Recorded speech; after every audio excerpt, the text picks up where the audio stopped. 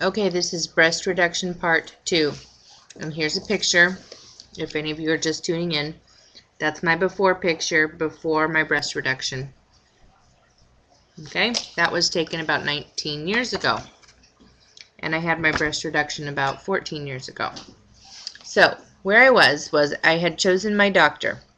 This is very important for you guys who are considering this, to choose very carefully and be sure you look at before and after pictures. I told my doctor that I wanted to be a high C or a low D,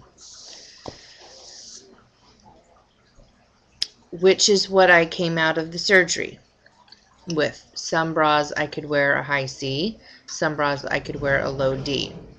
Now, had I seen a video, after the surgery, I was watching this medical channel on television where they showed the breast reduction process.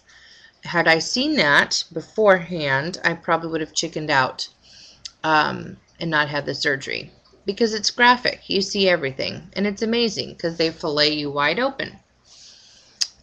But, I don't want to let that deter anybody who is considering this from having it done. It is such a benefit to your body to have it done. So let me go on to tell you more. I'm rambling and I don't know where to go next because there's just so much information. The morning of the surgery, my husband took me in, and I was waiting in the waiting room with everyone else who was having outpatient surgery that day. And this was not outpatient surgery, but I was in a waiting room with other people who were waiting to have surgeries that day. And he was reading a book while he was waiting, and I started crying. And he didn't understand why I was crying, but I was crying because my whole identity was about to change. I had these big things my whole life, and they went before me everywhere I went. They were a part of who I was, and that's how I was identified.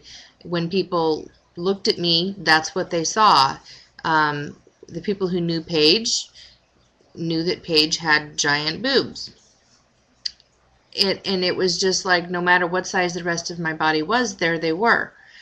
It wasn't something you could avoid. It wasn't just like on a person who has normal sized breasts that just blend in with the rest of your body. It's not like that.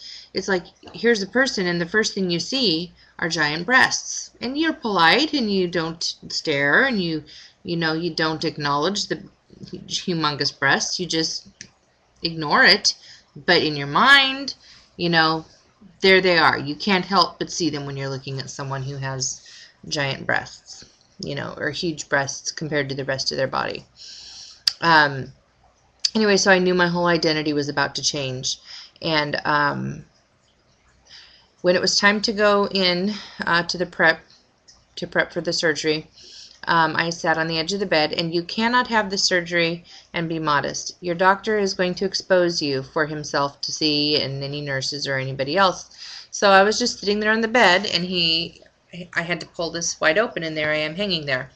At that point, he took out a tape measure and a permanent marker, and he started measuring. And first he measured from here down and here down on the other side, and he started drawing lines to make sure that everything was evenly spaced. And he drew circles up here, which were where the new nipples were going to be placed, which looked very strange to me because I was used to having them hanging clear down by my belly button.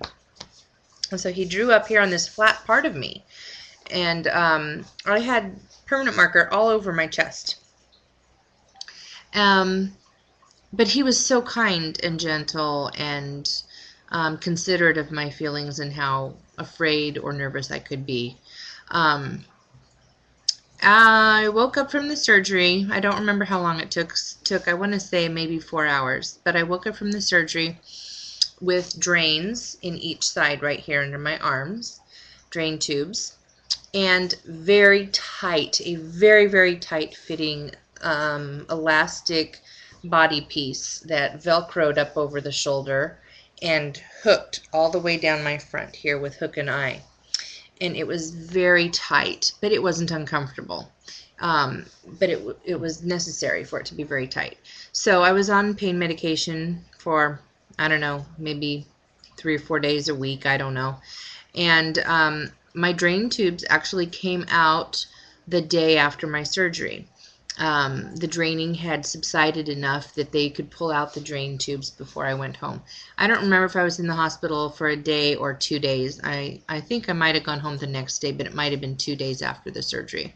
And things have changed so much that anymore today it might even be just going home the same day. I'm not sure.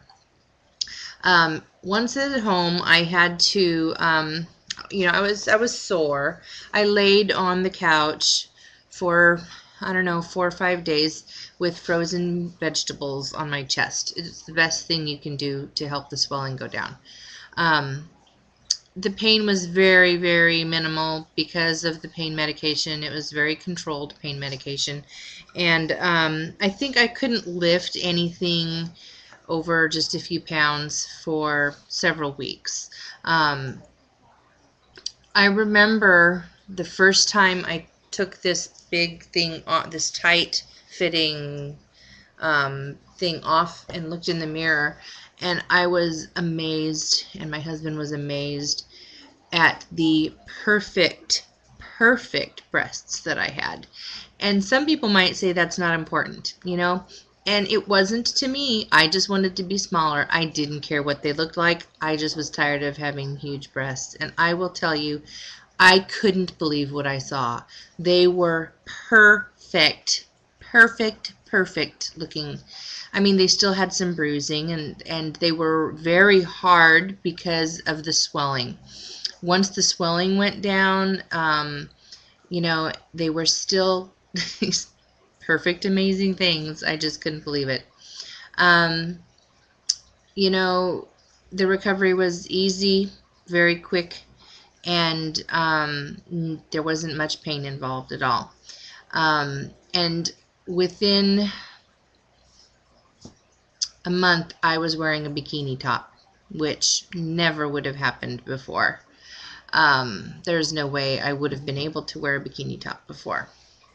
I was wearing normal bras that I could find in the store. I went out and bought a pink satin bra and a black satin bra with flowers on it for the first time ever. So that was wonderful. My husband was very afraid that I would be out of proportion after the surgery. But after I had the surgery, he was thrilled. And to this day is still thrilled. And now it's been 14 years, and I have gained weight in the rest of my body, and with that they have gotten a little bit larger. Although I am still, I think I got up to about a D cup, but now having lost weight, I am a C, a solid C, or maybe even on the low end of a C. But it was the best thing I could have ever done for myself. I can cross my arms now like this. See here? I don't have to go like this and set my arms on top of my boobs. I cross my arms like this. I can run. I have been jogging on the treadmill, and I can totally run and exercise and jump, and I can jump with a jump rope, and I can zip up my coat and button blouses and hug people, and I'm hugging them.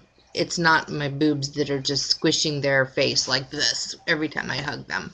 You all know what I'm talking about when you hug somebody.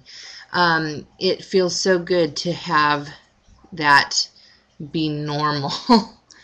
I am running out of time again, and I don't want to do a part 3. So if any of you have any questions, please feel free to send me a message, and I will respond and answer them for you. I want to encourage you, do not think of this as a major surgery that takes a lot of thought and deliberation. It is so easy and beneficial. Do it if your insurance will pay for it. There's just no way around it. It is amazing. So I'll see you all later. Bye-bye.